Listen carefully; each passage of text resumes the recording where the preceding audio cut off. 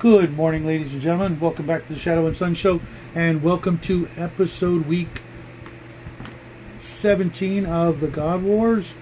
This one is titled, as you can see from the thing, Blood on the Ice, and I will get right into that in just a second. I will have a couple of reminders, announcements, etc.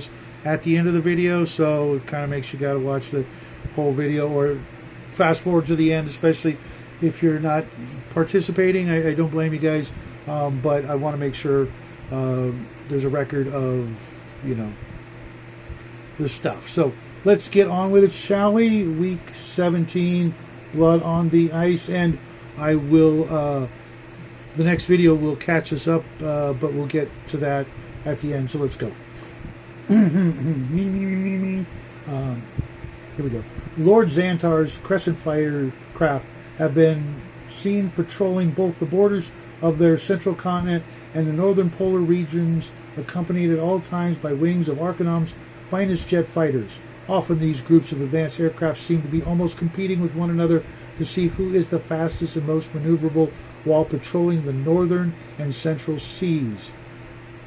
Teriel's children erected another grand temple this season. This time, their new temple is exceedingly close to the swampy realm of Uxmal, the shade of the sinking plane. I think that person did that on purpose, just to trip me up. Lady Tamia's people completed their construction of several new projects on the blue moon of Maiar, including a new castle, city, and temple complex this season, claiming the blue moon is now under the rule of the Central Powers Alliance, and any incursion will be dealt with permanently. Aradran and his minions continue to reside beneath their seemingly impenetrable dome of power that seems to cover hundreds of square miles with its radiant indigo aura. Uxmal and his children continue to remain aloof to the growing power of the Central Powers Alliance and the continual conflict all around in his swampy realm. Zelix, too, seems to be unconcerned with the growing conflicts all around him, as both giants and undead seem to be converging on his borders.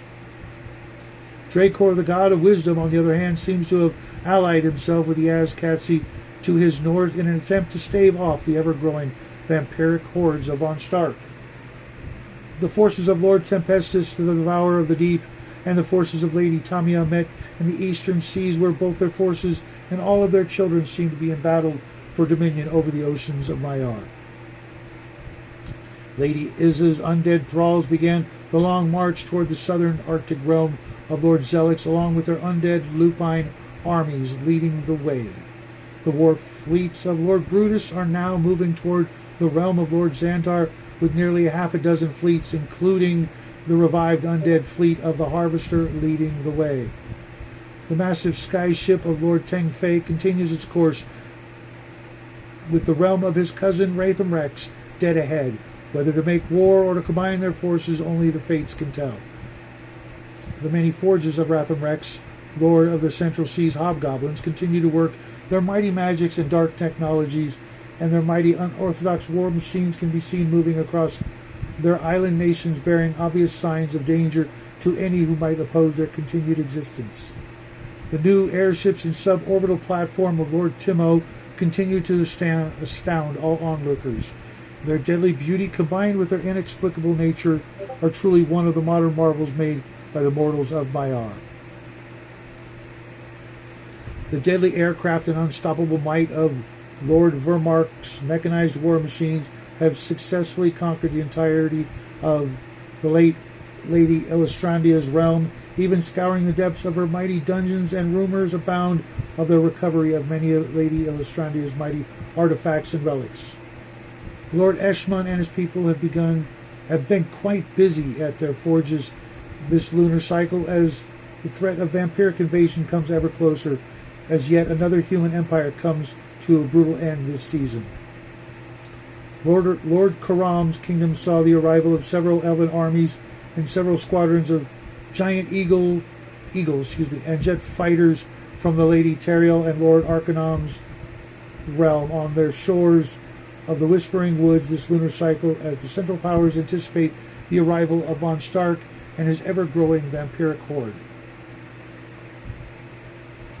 Lord Kurza and his children celebrated their inclusion into the Central Powers Alliance this cycle and declared their arms and lives to the protection of the weak and themselves as stalwart adversaries to the forces of evil and chaos. Still recovering from the defeat at the hands of Lord Marsala, Lord Gromdar and his minions continue rebuilding their forces and their people's morale this lunar cycle.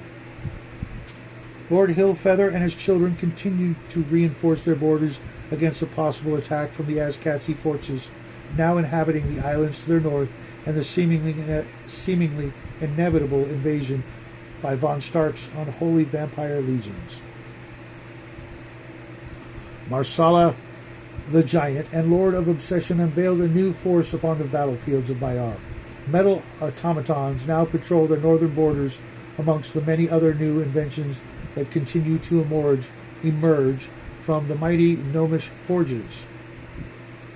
Arcanum, the defender of the pack, also unveiled new war machines of the world of Maiar this cycle. Enormous flying fortresses now patrol the skies along with their lightning-fast jet fighters, both capable of downing the mightiest of dragons with their chain guns and other new weapons never before seen in this era or any other.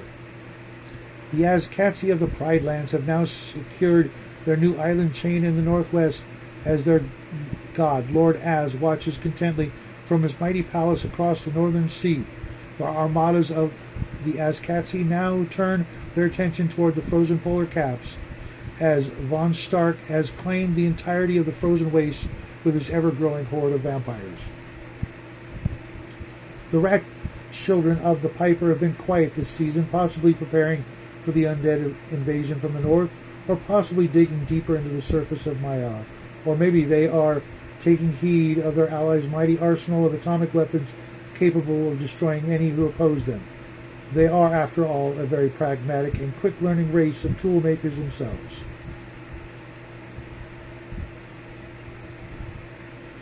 Another powerful empire of mankind fell to the withering fury of the most powerful spells known to mortals and immortals alike from von Stark and his legion of undead archmages. The first volley of meteor showers and lightning laid waste to the capital and the castles of Lord Athanatos. Then came the wave upon wave of vampiric legions, unleashing their hunger upon the stricken remains of humanity, sealing their fate and now claiming the entire northern polar region, consigning it to darkness under von Stark's bloody rule of hunger and blasphemy. Another one bites the dust, folks. That was week 17. Week 18 is already in the can, but I'm going to wait until letting it out next week. Those of you who are involved in the current God Wars, more than half of you have neglected to put in your orders for last week, and as such, I'm going to continue moving forward. If you miss a week, you miss your actions. We are ending this by the end of this month. I believe it's the 27th. Let me just double check on the calendar and let everybody know exactly. I think it's the equinox or the lunar solstice or whatever.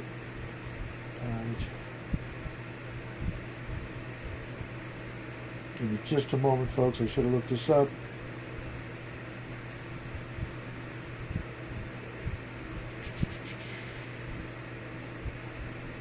We will be ending it on the 22nd, which is just a few short weeks away. Winners will be determined regardless of what's actually happening. My other commitments and my writing assignments, as well as putting out a video every single morning, and all the other things that I'm working on, 3 games a week plus the 2 that I'm in, just having to wrangle and herd you players into a consistent and steady time frame is just taking way too much time. So we're going to put an end to that by the end of the month. But hopefully someone will still end up on top. So get your orders in.